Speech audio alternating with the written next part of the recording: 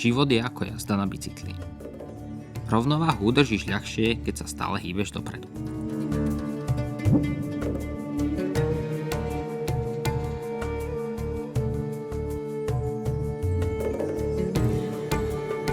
Volajú ma Muro. Mám 14 rokov, takže sa teraz musím dopredu pohnúť poriadne a vybrať si stredbok. Tých lákavých dvier, do ktorých by som mohol vstúpiť, je viac. Háčik je v tom, že ešte neviem, ktoré z nich by som chcel otvoriť. Keby som mal krídla, mohol by som z výšky vidieť oveľa viac a nerozmýšľať tak prízemne. Ľudské krídla vraj existujú, keď veríš, že ich máš. Rastú s nami od začiatku, ale ako zistiť, či sa s nimi naozaj dá lietať? Čo ak si vyberiem zle a namiesto letu zažijem pád? Na Slovine nám asi zabudli povedať, že najťažší zo všetkých pádov je definitív. Niekedy je najlepšie skúsiť to, čoho sa bojíš. Idem do toho po hlave.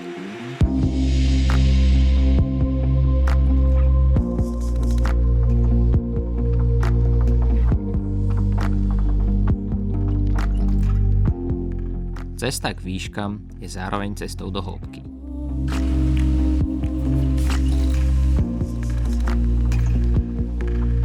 Mám si vybrať školu, ktorá mi pomôže nájsť povolanie, ale zatiaľ sa len dívam, čo si vybrali iní. Tento krídlovec ohnivý krídla síce má, ale sú plné jedy. Zdá sa, že dôležité bude nezatrpnúť.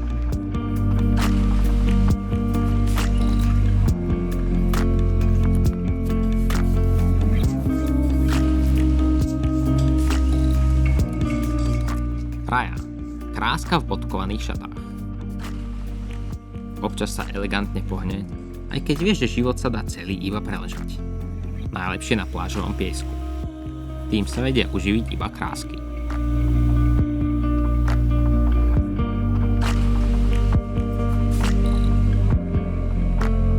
Toto sú malí klauni.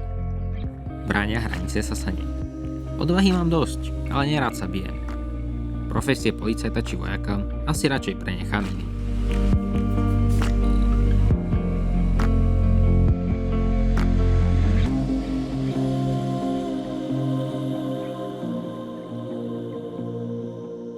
Bezstarostne pôsobia ryby žijúce v krdli. Vždy chcú ísť tam, kam idú ostatní. Aj šaty nosia rovnaké, pruhované. Len sa mi ťažko posudzuje, do akej miery by som mohol v krdli zostať samým sebou.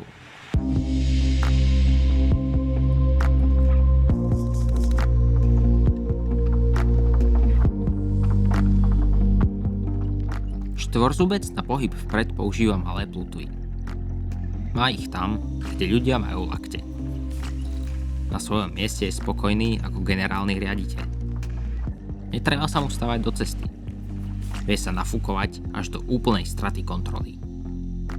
Na jeho tetrodotoxín neexistuje protied. Je to jasné.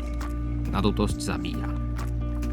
Asi začnem byť opatrnejší pri pocitoch vlastnej výnimočnosti.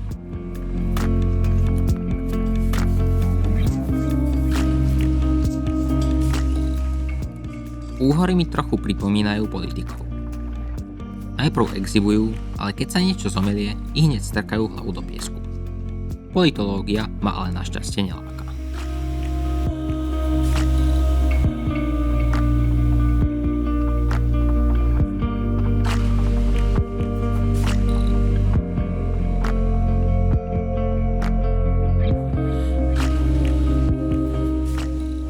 Každému na očiach, ako naozajstní mainstreamoví umelci, sú tu papagájovce. Kto vie, či aj oni tu pod vodou, tak ako ich vtáči kamaráti vo vzduchu, iba opakujú naučené frázy. Ešte neviem, čo pôjdem študovať, ale určite by som pritom chcel hovoriť vlastné myšlienky vlastnými slovami. Viem, čo nechcem, ale zatiaľ neviem, čo chcem. Potrebujem svetlo na konci tunela.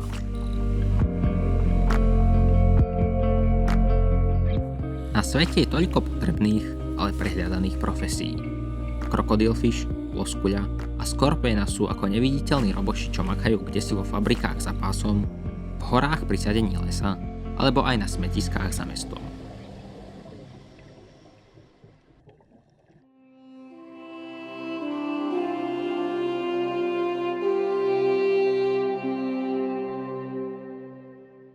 Smetiari. Ako malý som ich obdivoval. Dnes mi je jasné, že by som smetiarom nechcel byť.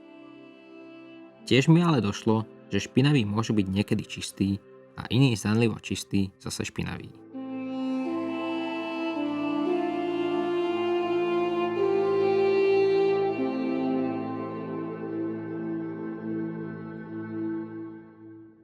Smetiari so svojím špinavým autom sú protipólom prcháčov voziacich sa na nablískaných fárach. Obidve skupiny sú závislé na peniazoch. Smetiari, aby uživili rodiny, a niektorí boháči, lebo nenašli nič, čo by si cenili viac. Koľko rôznych podôb má život bez slobody.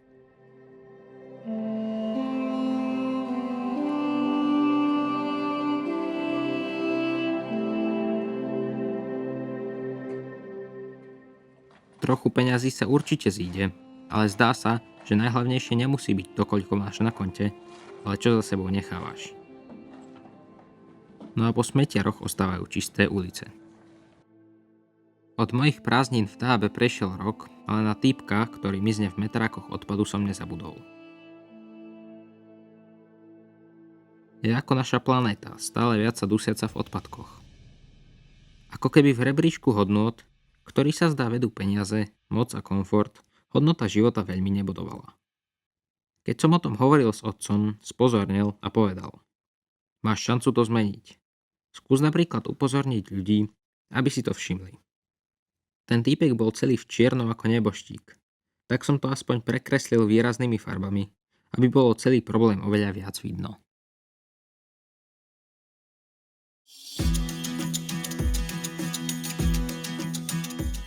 Po Sinajských horách liezol už Mojžiš. Odvtedy miestni beduíni vymenili ťavy za autá a zabudli na horolezectvo. Na prístupku skalám je dnes potrebné policajné povolenie, auto obvykle aj so šoférom a partia lescov, ktorá sa na dopravu poskladá. Boh veľmi dobre vedel, prečo nechal liesť Mojžiša až k bivaku do výšky 2,5 km a Mojžiš to potom isto pochopil tiež. Škoda, že táto forma cvika zostala na Sinaji zabudnutá v staroveku. Ale zdá sa, že ešte je šanca to opäť rozhýbať.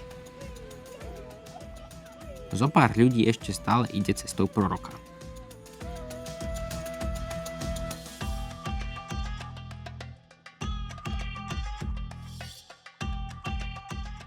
Na Pieskovci a Žuletu lezú lesci z celého sveta. Väčšina z nich prezimuje v arabských Ipisáckom Dábe a pritom si robí svoju robotu na diaľku cez počítač. Takýto job by som si vedel predstaviť.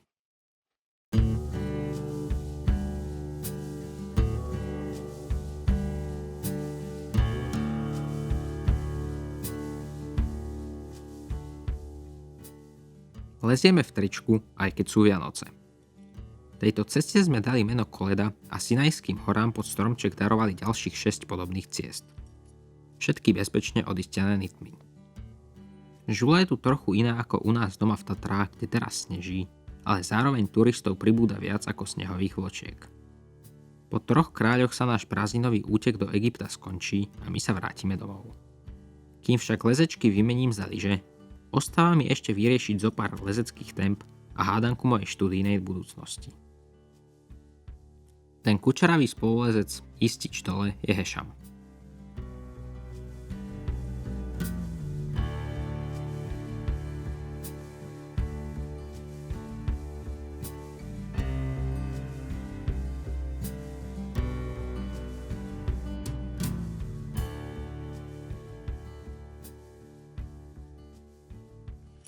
How old are you? 13. Off, wallah.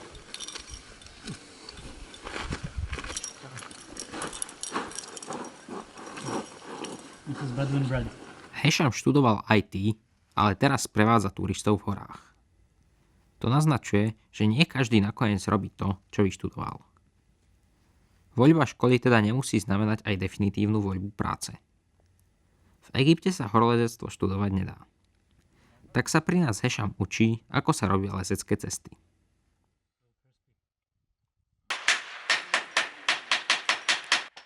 Toto je môj otec. Svoju profesiu si stvoril sám.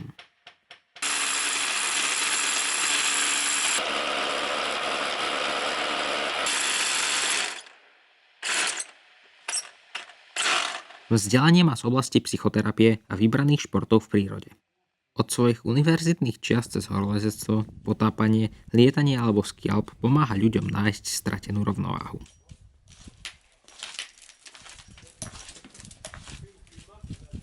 Mám pocit, že pracuje stále, ale pritom si to užíva. Vníma to ako svoje poslanie.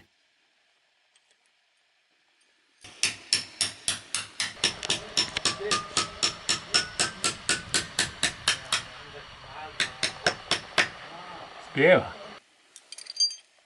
Inak by si nebral aj na rodinnú dovolenku a na kopec železa a vrtačku. No, ale aspoň bola na izraelsko-egyptskej colnici sranda. Drží sa hesla, myslí globálne, konaj lokálne.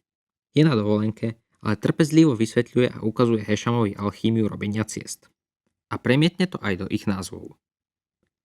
Previsnutý komín pomenuje Hešaman a moje mučenie, kam na strednú, zase tortúra mura.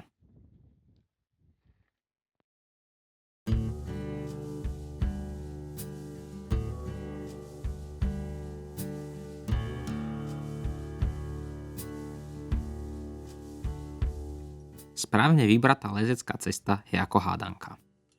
Treba sa v nej vedieť dobre hýbať, ale iba svaly na jej riešenie nestačia.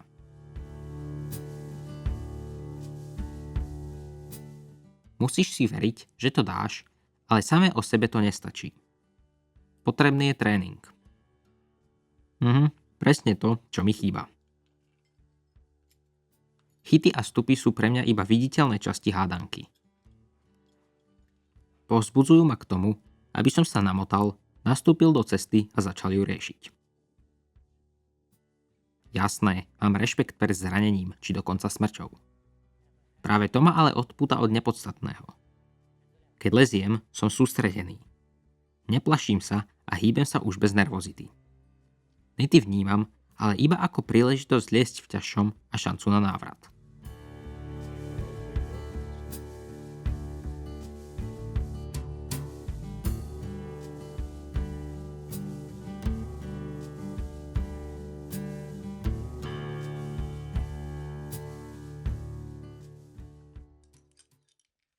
Dotýkam sa len skaly, naberám výšku a po pár tempách sa hora stáva časťou mňa a ja časťou nej.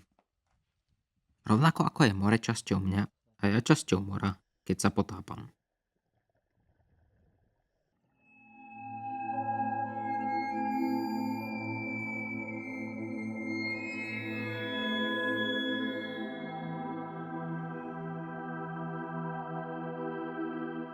Teraz sa výška premení na hĺbku a všetko je zrkadlovo otočené.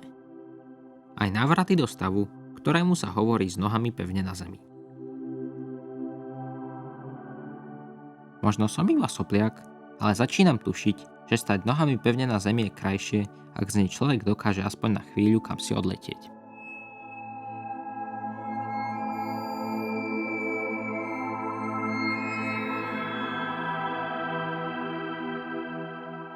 Lezenie a potápanie sú vlastne dva spôsoby lietania, ale asi ich existuje viac.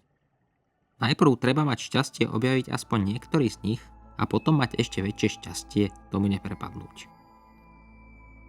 Lebo vždy na tom môže byť aj niečo životu nebezpečné. Otec mi k tomu povedal.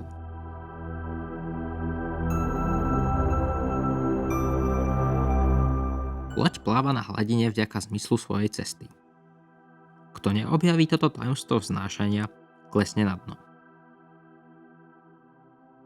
Vždy bude len klesať aj ten, kto tajomstvo lietania odhalí, ale nikdy sa neodhodlá odlepiť od zeme. Ale kto namiesto skutočného lietania len uletí, napokon tiež iba dopadne.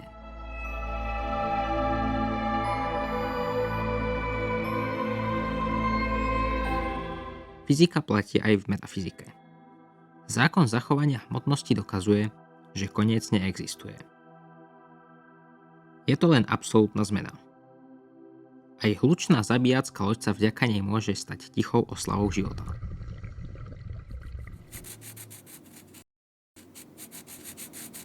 Po návrate som zistil, že okrem bajku, lezenia a potápania lietam skvelé aj pri kreslení, knihe či na lyžiach. No samozrejme aj pri mobile a kompe, lebo najľahšie zo všetkého je odpáliť sa priamo do virtuálneho vesmíru. To s tým počítačom rýchlo pochopil aj otec a preventívne mi napísal tento filmový scenár plný filozofických úvah. Tak rozímam a zatiaľ som zistil iba to, že chcem robiť niečo, čo má zmysel a čo ma bude baviť. Taktiež veľa toho, čo robiť nechcem. Možno by som mohol ísť študovať film. Začal som si kresliť obrázky a dávať to dokopy s nádejou, že mi to do podania prihlášky na školu docvakne. Vedie to celé o lietaní na vlastných krídlach. Keď sa roztopil sneh, učebnice paraglidingu som už poznal takmer naspamäť. Doma som pohľadal to najmenšie krídlo z otcovej skrine a začal som s ním chodiť na lúku za domom.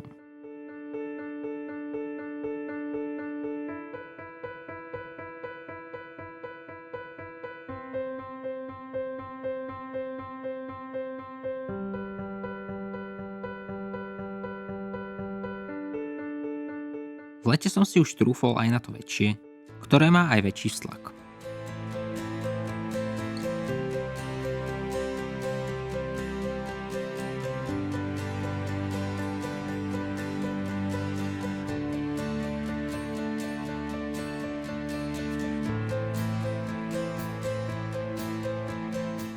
Ako sťahovaví vtáci, aj ja som trénoval celú jar aj leto v predtuche veľkého letu na jeseň.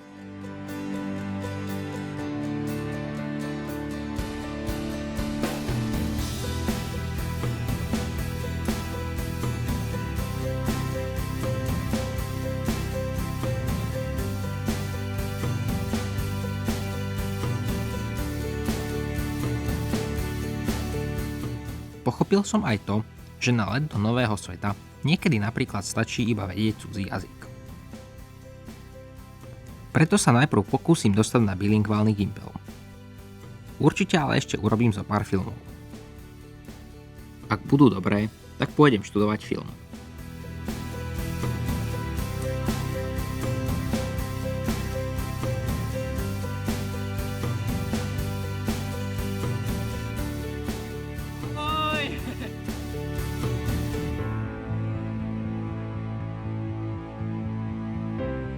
A ešte jedna vec sa mi zdá istá.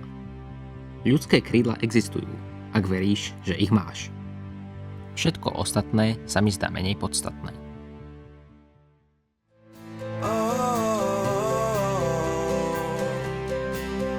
With fearless thoughts, emotions swirled, I wanna be the man that saves the world, yeah.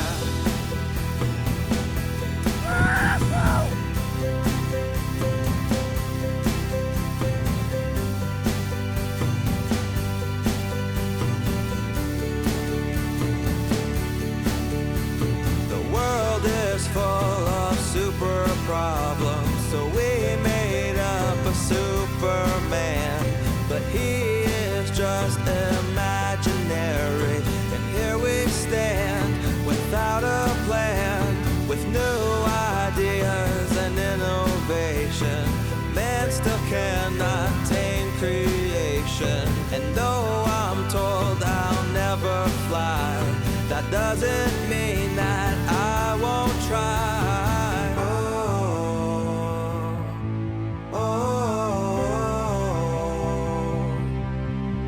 So start ignition, count to zero. I just wanna be a superhero.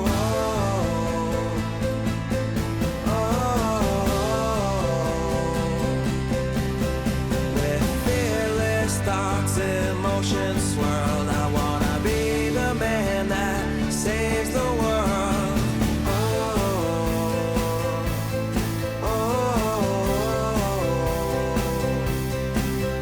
So start ignition, count to zero. I just wanna be a superhero.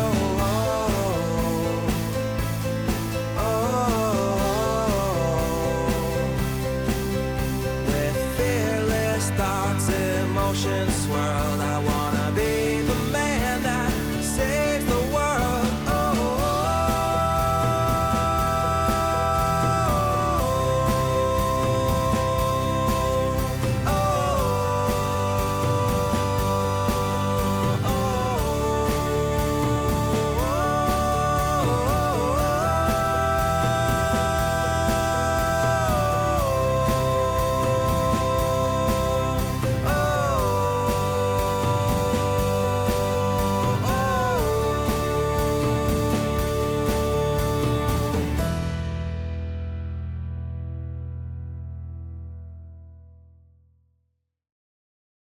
Je úspešné. Opakujem, pristanie úspešné.